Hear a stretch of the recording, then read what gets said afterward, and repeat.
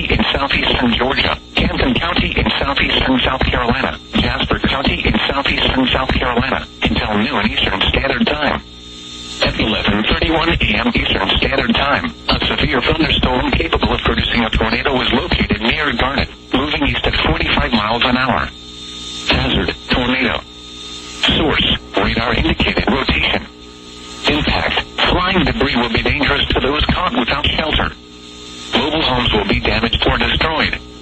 Damage to roofs, windows, and vehicles will occur. Tree damage is likely. Locations impacted include Highland, Tillman, Tarboro, Robertsville, and Garnet. Take cover now.